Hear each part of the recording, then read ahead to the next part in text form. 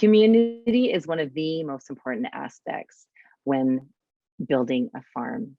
Stefan and Lindsay, owners of Nutrient Dense Farm, have been farming in the Squamish Valley for over 14 years, and their community has been one of the most important aspects in the success of their farm, supporting them with their CSA program. They have used people's backyards. They even formed a relationship with their local monastery, leasing land from them for the last 9 years. And now they're moving on to their own, or have moved on to their own plot of land in the Squamish Valley, forming a relationship with an investor who really wanted to support and be part of a farm. I'm really excited to share this conversation with you. I'm Natalie Forstbauer, founder and editor-in-chief of Heart and Soil magazine. Be sure to like these videos and share them with your friends. If they resonate, it helps them get seen and it inspires other farmers and gardeners. And subscribe to our YouTube channel so you know when the next interview is dropped. And if you haven't subscribed to Heart and Soil magazine yet, hop on over to heartandsoilmagazine.com and grab your 1-year subscription for just $39.99 a year. Enjoy the conversation. I am so excited to be having this conversation with you, Stefan and Lindsay. So thank you very much for joining me from your farm in Squamish. Are you on your farm or? We are, yes. Okay. Well, Awesome. one of our farms. We have multiple locations. Well, 2 locations now. Yeah. Okay. So tell us how you got started in farming. I'm not sure what got me into farming.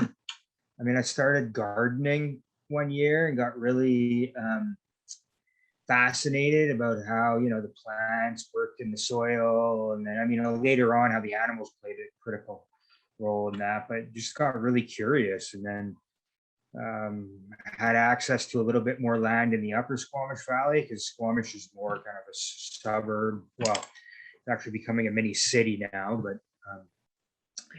then it just kind of grew from there. So there wasn't any plan to farm. I never had a background in it.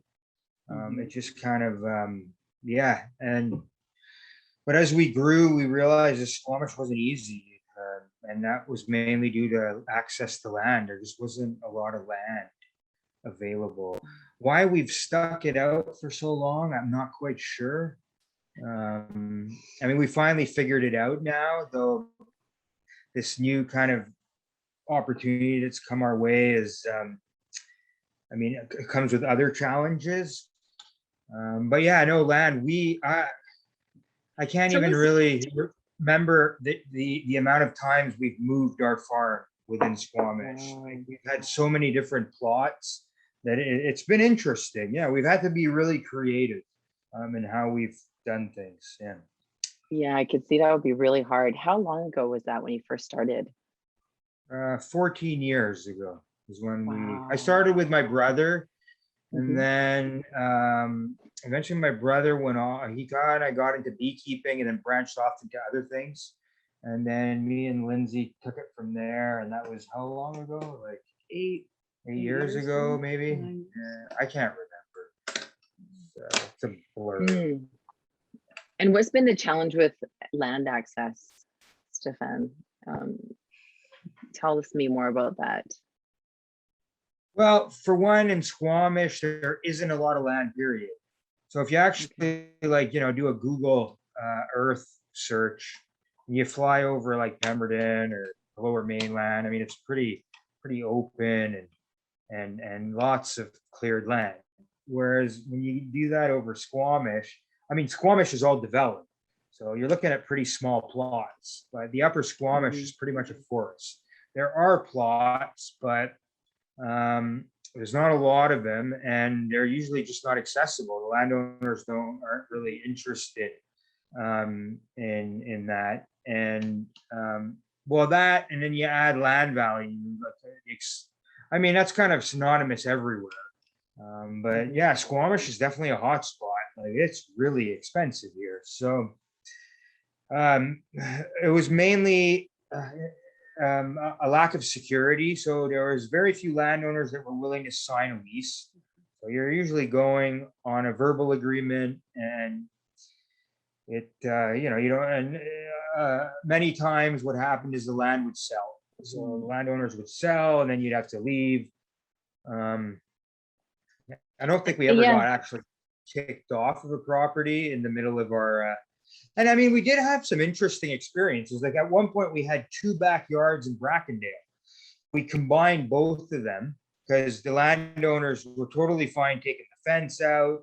Or no, there wasn't a fence. I forget how it worked. I think there was a forest, and the one landowner cleared it, and then they were okay not building a fence, and they totally let us combine both backyards. And it ended up being like about a quarter acre, but a quarter acre in Brackendale, like in an urban areas, it's not a bad size. So that was really cool. Like, the whole community around could see what we were doing. So I mean and we had that one for a long time, like maybe 4. Yeah, it switched owners. And it switched. That one actually switched owners. Like, we started with this old Bruce. We always call it Bruce's property, no matter who was there afterwards. But he's the initial guy that told us about it. He goes, "Hey, I got a big backyard." And then Stu, the other neighbor, he bought, and then that allowed us to expand. And then from there, I think it changed owners 3 times on Bruce's side. But for some reason, every owner that came in they're actually thrilled to see what we were doing. Because I mean, we cranked out a lot of vegetables out of that backyard. Like we had high tunnels everywhere. So yeah, no, it was interesting. It was That's really powerful, Stefan. It's such a good example of how you can do high density farming in a really small area. And do you have any idea of how many people or families you're feeding off of that? I don't know. I mean, I think like when on our peak, when it was fully developed and we really had it like dialed in, we were probably generating like 60, 70,000 a year off that plot. Oh, wow. I don't know how much that would be as far as families go. I don't know, but we were definitely like, but I did notice soil management became really difficult because I mean, in order to make it work, we had to like turn over beds. Like we would grow sometimes even 4 crops out of a bed in one season.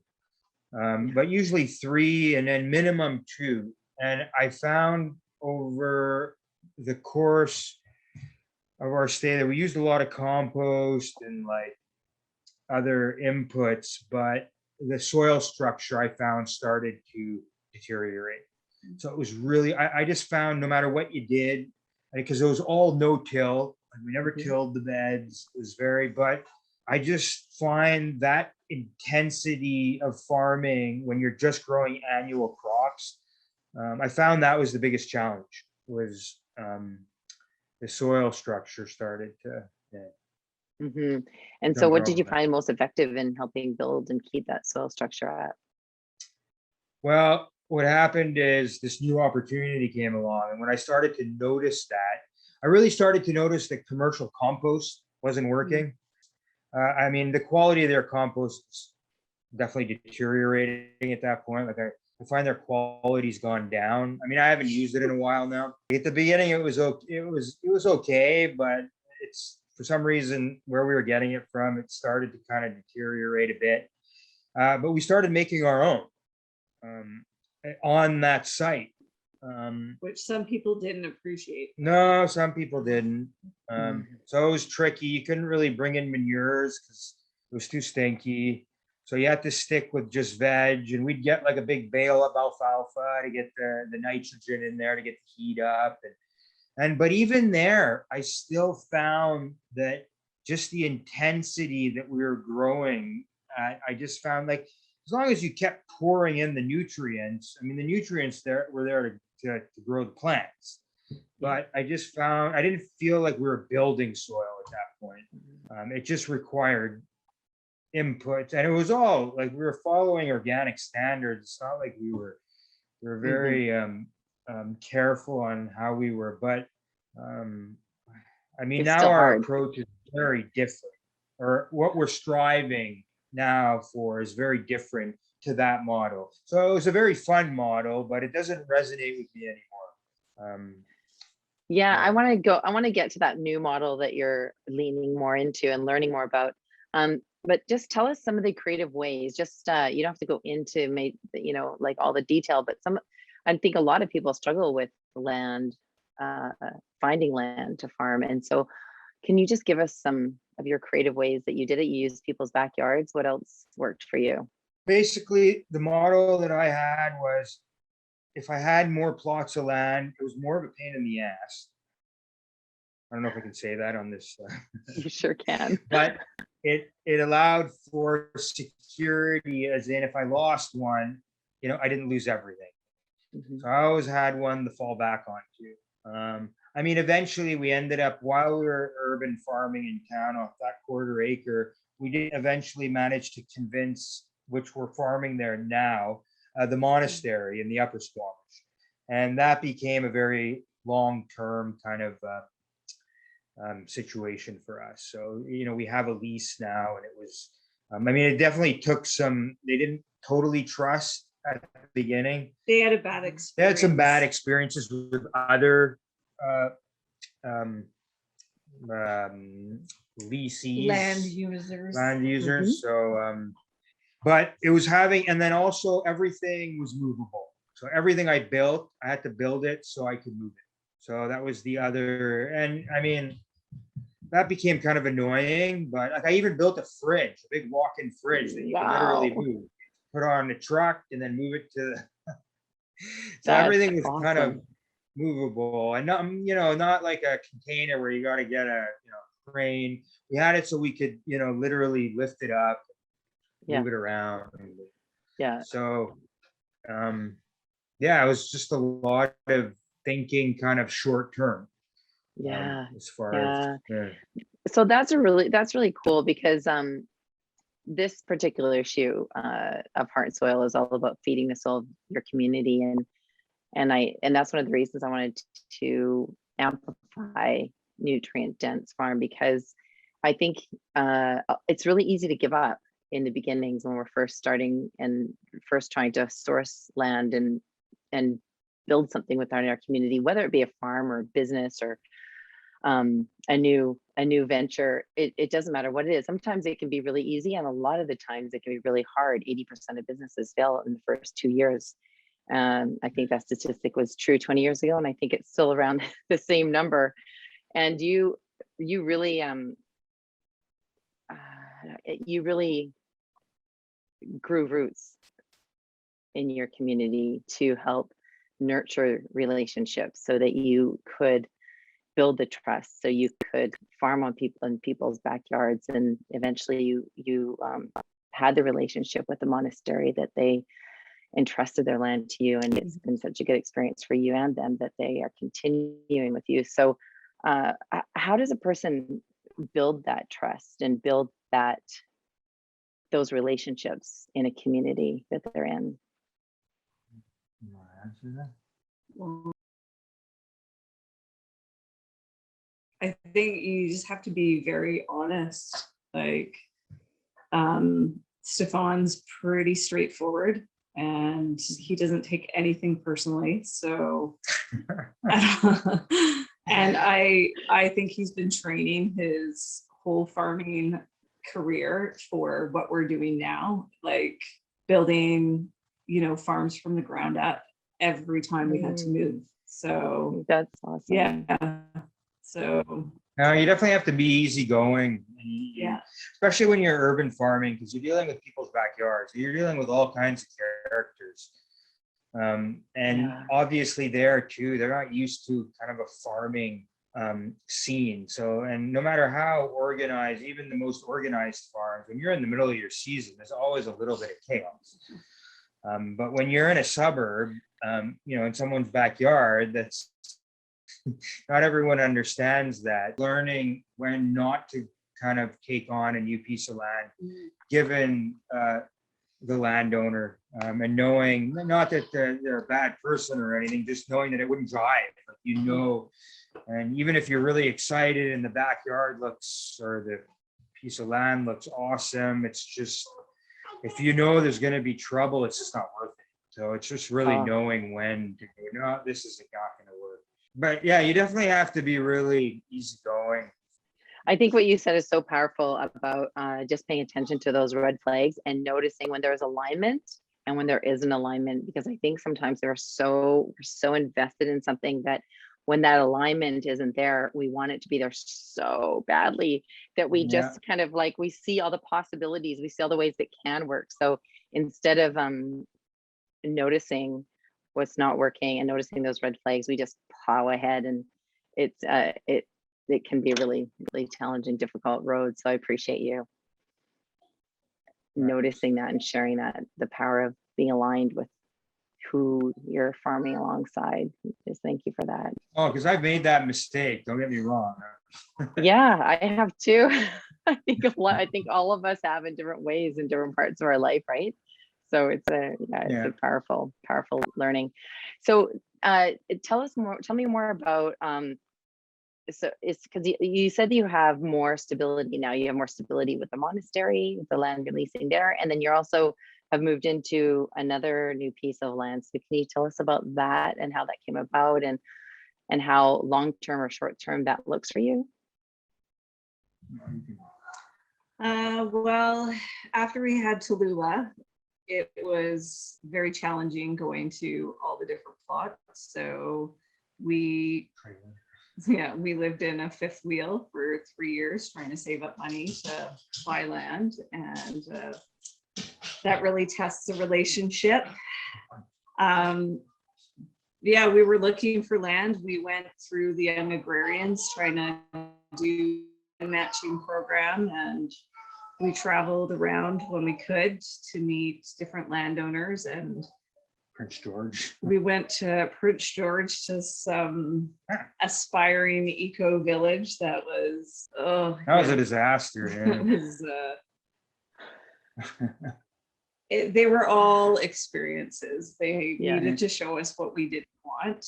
And then Stefan's brother is a ski guide, and he met these lovely people from Austria that were looking to invest in land out here, and they really wanted to invest in a farm, farmland. And he sent us their contact, and we started chatting with them, and it was kind of a beautiful relationship right from the start. And they told us their budget, and we saw this plot up here, and I mean, it's all forested. And we knew it was going to be a challenge, but that was the other. It was either moving regions, which that's what we actually thought was going to happen, but their budget was a little bigger than we thought. But when we actually started looking for land here, all the properties that were more set up field wise for what our model, they just weren't for sale. So the only plot worked is the one we're on now. It was the only, but it just required a massive clearing. Yeah. Which we underestimated. I didn't think it was going to be as hard as it was. Another learning curve. Yeah. I have goosebumps from that story. It's so powerful. It's such a good example of asking, you shall receive, and just being really clear on what your intentions are and wishes are. And at the same time, it doesn't mean it's always going to be easy, right? So we can still get what we want and have those massive learnings that come along with it. Yeah. So you're clearing. So when did you start clearing the land there then? We moved in here the end of August, so beginning of September in 2019. And we hired somebody to start falling the trees in September. No, even earlier, end of August. It was pretty quick. Yeah. 2 weeks it took them to fall. We have 24 acres, and we mapped out 10 acres of clearing. Yeah. And then we hired somebody to do the clearing. Well, that was the deal basically, because there's no way we could ever afford like to clear land the way we did it. So that's second growth forest. It's about 10 grand an acre. So it's not Mhm. cheap. Mm-mm. So that's the other big one. And up this valley, it's just very forested. So in order to really get the ball going up this valley, not that I want to see this valley get cleared or anything, but to expand kind of the farming kind of community here, it's just really expensive. It's just that these landowners just had the financial resources and totally, because and I think they liked Squamish quite a bit. So they were really keen on staying in this area. So yeah, basically it was in the understanding that they would pay for the clearing, which they totally agreed to. So, That's and amazing. that actually led to a whole bunch of other things, because with the clearing, we got a bunch of timber out of it, which was totally millable, like really good quality wood. And well, that's when we started going, look, there's no infrastructure on this property. You know, do you want to mill this wood? And we're like, this is how much it's going to cost. Yeah. Because I mean, we would have jimmied something else just to make it work. But so yeah, no, they were totally keen on milling the wood. So then that started. And I mean, all these things have been an amazing blessing. Well, I think, Mhm. sorry, we should back up a bit too. All the other places we looked at, like to kind of like Oh, right. do like a land matching thing with other land, we could only get like 5 to 10 year lease with them, or they wanted to mentor us. We have a 26-year lease with these people. So we have land security and we can finally develop what we want. And we have the freedom to develop. So that's why it also worked out really beautifully too. So because I find 10-year leases are somewhat easy to find in BC, not totally easy, but you can find them. But as soon as you go over 10 years, I mean, as sad as this sounds, it's almost like winning the lottery. Like it's so hard to find a lease over 10 years. So, I mean, it depends on your model, but the model we wanted, 10 years wasn't enough. We needed something. And at one point I was like, I didn't think we were ever going to find it. Tell us why it's so important to have more than 10 years. What does that mean to you and to a farmer? I mean, I think for some people, 5 years is enough, maybe even 2 years. It so depends on your model. It's just with biodynamics, we really wanted to integrate animals, and we're really longing for some longer term infrastructure, like, you know, moving a fridge around all the time. It's kind of, so we were just longing. So some of the projects that we wanted to do, we wanted to start planting fruit trees and perennials. Like we just planted a bunch of asparagus. It was all things that like required, you know, I mean, even 15 years in order to really see the benefits of it. I mean, even this 25 years is like, you know, this is a farm that could easily be passed on, you know, so anyways, the model that we were after, it just wasn't, you needed longevity, you needed a longer lease. Yeah. So. Yeah, this feels like a good opportunity to segue into the newer kind of farming that you're learning about and leaning into, which is, I'm guessing, biodynamics, right? Yes. What's attractive about biodynamics to you? What do you like about it? I really like working with the moon cycles. I'm very attracted to like astrological alignments, and I think it's key. I think it's key that we bring down the energy from the cosmos and we work with everything as a symbiotic unit. And yeah, that's kind of the part that I really was attracted to with biodynamics. And yeah, you. I mean, it's definitely similar. But I guess with biodynamics, you're just kind of like, I mean, I kind of got introduced to biodynamics at the beginning of my farm, but I didn't really understand it at that point. So I kind of, well, I wouldn't say regressed, but I kind of looked at different, you know, I looked at the you know, the very, I guess, common way that people I think, farm nowadays, which is, doing your chemical soil tests and looking at nutrient levels. And then I started looking at biology and doing a little bit of microscopy work, thanks to Thomas, is someone we still work with very closely. But I kind of got back into biodynamics, especially with this project and reading more of Steiner's work, but it really started to resonate with me, given that, all of a sudden you're kind of looking at everything, but on an energetic level.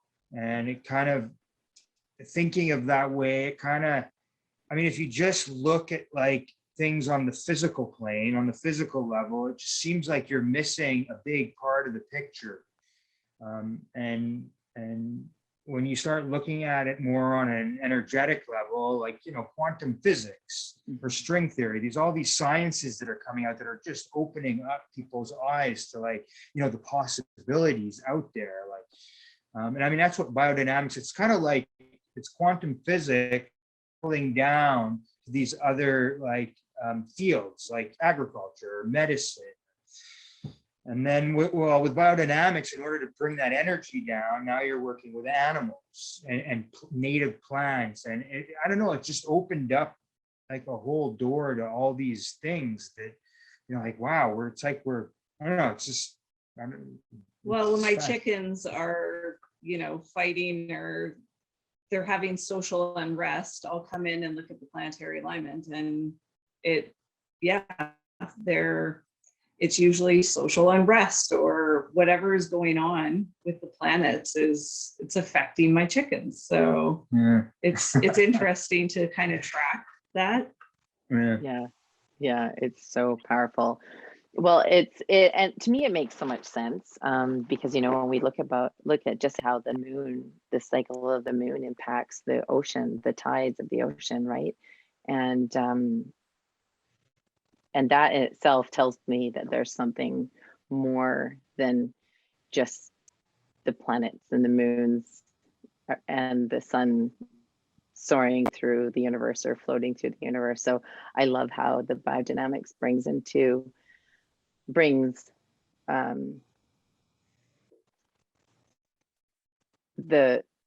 planetary and moon cycles into the planting. It's really, really powerful. How long have you been working with the planetary aspects of biodynamics? Not that long. Definitely when we started this project, we were that was our main goal with this project. I would say maybe about 2 years prior to that, so maybe 4 years. So really not very long. Definitely hooking up with Thomas really helped us kind of, because at that point he was getting pretty big into chromatography, so that kind of opened up. And I think he was kind of getting into it more at that point too, I think, or maybe he was into it prior. Yeah, and so just to give context, Thomas is he's soil food web trained with Elaine. He's also very well studied in biodynamics, and he does all sorts of things from making biodynamic preparations to compost teas, and he's also using some of your land to grow. Is he using it to grow crops and to do some? He's pretty much part of the farm. He's a wealth of information. Not even with not only with the biodynamics and the soil management part. He manages all our compost, but even just farming in general. He comes from a farming. That's what we didn't have. We didn't know anything about farming, and Squamish, well, there's no farmers here.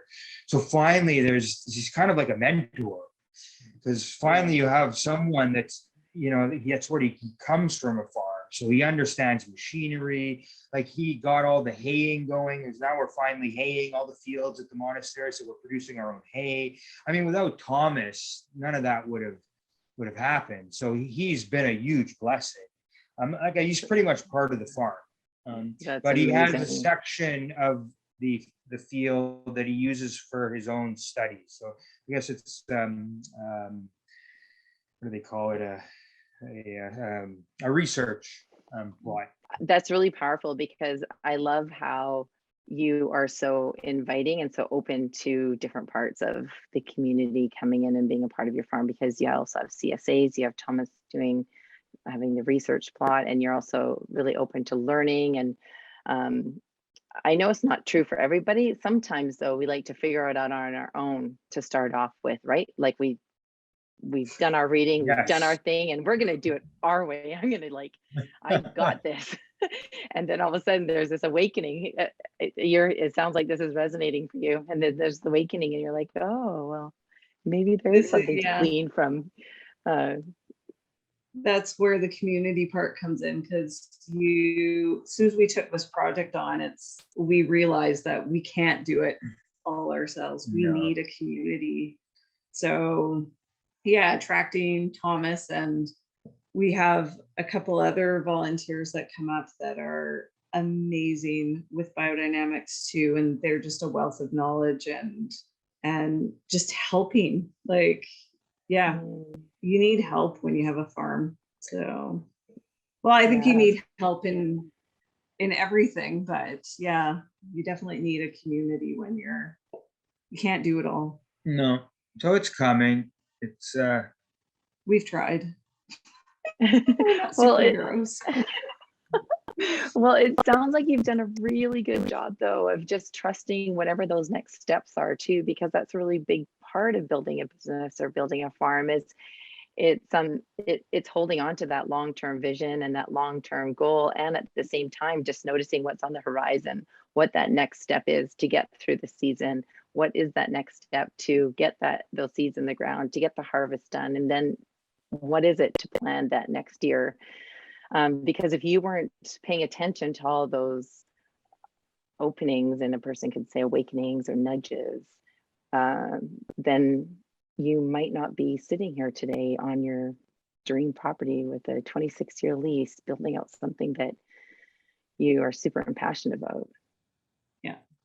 Yeah. Well, we definitely sit down and we manifest together what the new vision is, because it's forever changing, right? So you get to one point and then you have to sit down again and collaborate again and go, okay, well, what's next? What do we want to envision next for this? So we're actually due for one. We did a really, really good one before this project started, before we even really met Wolfgang and Renee. And then that manifestation period really turned out, but then we kind of got lost in this project because there's so many like we're just used to being kind of limited, I guess, to some extent, and now all of a sudden there are all these possibilities. I think we kind of got carried away a little bit. Now we're kind of getting a little grounded again, going, okay, this is good, but so we definitely need to sit down and do another manifestation session. Well, and realizing that really cool. we can't do it all in 5 years. Like, we have to be patient. We're not going to make it if we try and do it all in 5 years. So no. Can you give us a little bit more information about what that manifestation or vision session is like for you? How do you plan that, and how do you go about noticing what that is that you dream about? Well, so before this happened, I sat down, and I always, like, usually on the new moon, I'll sit down and I'll start writing down some visions and stuff of what I would like. But Stefan did that on his own too. And then nothing was coming. We were going to different farms, different land, didn't feel right. And then it clicked one day and I was like, no, we have to sit down together and actually on kind of the same page. And once we did that, 2 days later, we met Wolfgang and Renata, our landowners. Wow. So but it's communicating, like, Yeah. and Yeah. we are not good at communicating. We're still learning how to do that because Oh, we I like love doing that. things on our own. Yeah, I love that you're learning how to do it. That's so powerful. Yeah. Yeah. That's Yeah. So Yeah. it's, yeah, I mean, it's bumpy, there's struggles, Yeah. and then you get to that point where it's overwhelmed, and then you kind of step back and go, okay, whoa, like we need to start figuring out what the next step is. I mean, the amount of stuff that we've accomplished on this new plot, I would be like, look at what we've done. And he's like, well, we still got to do this and this and this. And I'm like, whoa, we need to bring it down a notch. And so now we've kind of, got to the point where we need to sit down again and for next season and go, okay, what's the next? Where are we going next with this? Yeah. Yeah. And so know that we can't do it all. We have to, now we really need to incorporate and invite other people in to maybe take on some of the different aspects of a farm. So yeah, because I mean, the next step is really we need. I mean, a cow would be ideal, but we need. Like we have the chickens rotating, but it's just not enough, and we have such a huge area to fertilize and get that energy down to. But we also, have the pressures of living in a rainforest where, in the middle of, what is it, July, I think, the snow that falls down, well, it's cottonwood seed that falls on. I mean, Yeah. all that just propagates. And then you have these cottonwoods growing everywhere on this, 9 acres that we still haven't developed yet. So it's dealing with, so we really need animals grazing on this. So we're getting the fencing almost done, but we thought, oh yeah, we'll take on the cows and the pigs, but no, we're realizing that we need these other enterprises to be taken over by other parties. So it's trying to, again, attract the right people that are kind of on this same alignment as us, and it's just figuring that out. But usually when you manifest your energies in the right place, and usually it just comes. So we're hoping that it will. it does come, but you Yeah. have to really, once again, make sure it's the right fit. Yeah. Like, it's kind of like when we hire staff, I do everybody's Mhm. human design and their astrological birth chart just to know if we're going to all work well or how they work, so that, we're feeding their needs as well. And they're learning about themselves as well. Because Well, if we all knew our birth chart and our human design, oh God, the world would get along so much more. Like actually understanding someone on that level, you become so much more, what's the word, understanding or compassionate, forgiving. or understanding. forgiving. Because you actually understand why they're behaving that way. You go, okay, no, I Yeah. understand. And Well, who also needs more of the pat on the back, like staff wise and stuff. And it's like, okay, he doesn't need the pat on the back. He can just keep going. He doesn't care. Right. But there's other people out there that, they need that extra. no, it's a love. powerful tool. Yeah. Oh, I love that you do that. So tell me, before we wrap up, what would you tell new farmers? If there's 3 things you could share with them, what would it be? I mean, the first one that always comes to my mind is, I don't know, there's so many ways to do this, and there's no right or wrong way to farm. So I think don't believe everything you hear, kind of thing. So I mean, I almost find that farming, like anything you do, anything you love to do, is kind of an expression of yourself. So I mean, it's definitely good because there's a lot of information nowadays. Yeah, we have access to so much information with the internet, and And but I definitely think that, to kind of take that information, but don't say, well, this is the way to do it. To kind of take everything with a grain of salt, kind of create your own method. Because I mean, for me, that would be, because it's really easy to kind of, whether you're mentoring under one person or you're following one mythology, and to kind of just fall into and just go, okay, this is the way. I mean, I think I love It's a that. labor of love. Like, I mean, Mhm. that's, you hear that a lot, but you're not in this for the money. You really, yeah, you want to steward the land. We have to give back. And yeah, I think you have to love what you're doing, because people talk about the romantic side of it. There's very few romantic moments. And if you don't capture those moments when they come, it's a lot of work. Yeah. Yeah, it is a lot of work. Well, that, and I'm not good at this at all. Like, I'm probably the worst. But I always read it. I remember reading Elliot Coleman's books when I first started. And I always remember, it's what he said. He said, always take one day off a week. No matter how many things there are to do. And I still haven't really accomplished that. But no, if you, take the day off a week.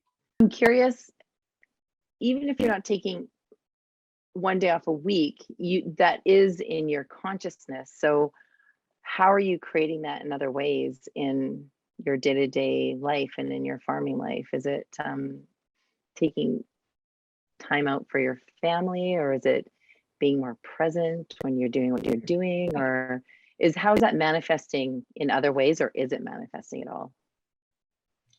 We are just learning. We're working on it really hard. I have been asking for one day a month. That's all I want. One day a month. And I haven't gotten it yet. So it's this coming naming it season. Starful. Yeah. This coming season we have to shift. Like, we've been so wrapped up in what we're doing that it was better before we took this project on. Our last year or two following our old model, everything was kind of dialed in, and we weren't really thinking of expanding at that point. We were thinking of the next step. So I found we had more time at that point.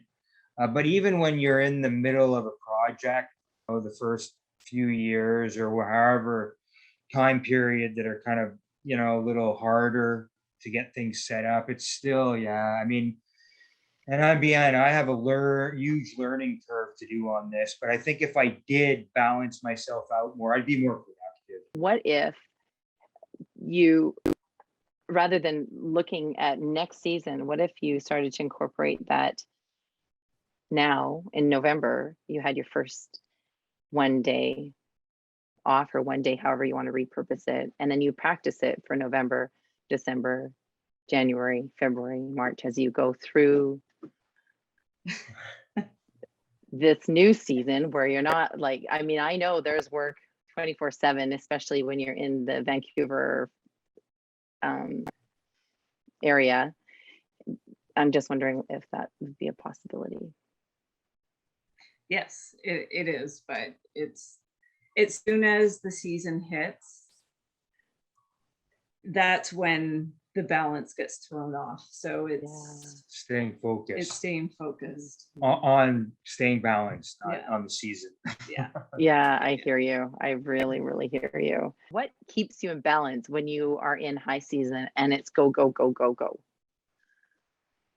I mean, it's definitely getting stronger now, but definitely my wife and my daughter. So, because it's so like my daughter's like I mean, she's already 4, and that time is so it's really kind of it's just I have ADD, like my brain doesn't shut off, so it's so it's just really focusing, even if it's just one day or even one afternoon, like just really Yeah. shutting my That's- brain off. And Yeah. I mean, it's, you know, it's just something you got to work at. And I mean, We're all evolving. Oh, It's yeah. everything's always evolving. So yeah, it's Yeah. That's awesome. So your advice to new farmers would be trust your own intuition and your own learning, Yeah. and like listen to others, and at the same time really pay attention to what's working for you and your land. And then the other Totally. one was Farming. I mean, not that you can't make money at this. I mean, you can definitely do well, but money shouldn't be your primary incentive in anything you do, Yeah. I think. But because we're talking about farming right now, yeah, I mean, it's all about the land. It's all about bringing that good energy into the land and stewarding the land. To me, that should be the most, I mean, you should be doing it for that reason, not to turn a profit or whatever other. Yeah. and at the same time it's really good to be able to do something that can support you in Totally. your lifestyle Yeah. that you want to live, right? And then the last one was kind of finding balance Figuring and out. creating that Balances. Yes. yeah. Um, Well, that's awesome. And just lastly, you are in the process, because on your website it says an aspiring biodynamic farm. So that what that tells me is that you are using biodynamic principles in your farming, and you said you were in the process of getting certified. So I'm curious where you're at in the certification and why you're deciding to get certified. I don't know why we decided to get certified. I mean, I'm not really like organic certification never really resonated with me. I mean, I know I was following all this, we've been following all the standards, even going way beyond them. I think Thomas kind of convinced us because he's really involved on the Demeter certification and getting those standards up. I think they're a lot stronger in Europe. So he's frustrated maybe a little bit here, and he's trying to get the movement going, and even helping, you guys, the Forstbauers. You guys have been like, critical, but you can't do it alone again. So it's kind of we just thought, and in order to get Demeter biodynamically, you need to go through the organic process. So it was kind of more to help that movement out. But as far as being I mean, it's not really about certification. I think even when we get our certification for biodynamics, we're always going to be an aspiring biodynamic farm because, I mean, especially in the paradigm we live in now, especially with the economic pressures and just, the big learning curve we have, just working as a community. And I think those are all critical aspects of a biodynamic farm. And yeah, like I said, in the current paradigm we're in now, it's very difficult to actually be well, I don't know, what is a real biodynamic farm? I mean, at the end of the day, it's forever evolving. I mean, So, It is. We're Yeah. aspiring to be as like do our best, and Yeah. I think we're always going to be aspiring. because there's so much to learn, and it just never ends. Like it's just Yeah, I love that. And it's so true. And when I moved out here, and I said this a few times before, I'm in Saskatchewan now. I was living in BC, and I organic grain farmed out here, and I had a garden, and but I moved back out here 2 years ago, and was having some problems with some corn that I was growing, and I was asking my dad a whole bunch of questions, and he said, I don't know, just watch it, just observe what's happening. That's a good advice, actually. Right? It's probably the best advice that you could actually give a farmer. And Charles Dowding, who I had the opportunity to speak with, I don't know if do you know Charles Dowding, because he does no dig in England. He's okay, yeah. And that's exactly what he was talking about too. He said the best thing you can do as a gardener or farmer is observe, watch, and learn. I know, because and that's kind of something I've been trying to do more, because we're so like, you know, with the kind of the Newtonian kind of very mechanical scientific kind of approach that we take, we're always so reliant on data. So whatever data, whether it's spreadsheets or soil tests, or and then we forget to actually use our intuition, which, you know, comes through, well, in some ways, you know, observation or smelling or whatever. And yeah, it's something I've been really trying to rely on more, is observation. Totally. Oh, that's Yeah. awesome. And Yeah. Stefan, Lindsay, you can answer this together or separately. What's your favorite part of farming? What's that? What's your What's favorite what? part of farming?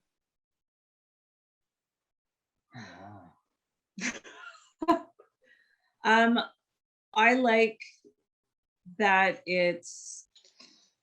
nothing's the same. You're always doing something new, and yeah, and I mean, you have expectations sometimes of something growing a certain way and it doesn't, or like there's always surprises, and there's nothing the same. Like yeah, you're always doing something different. So yeah.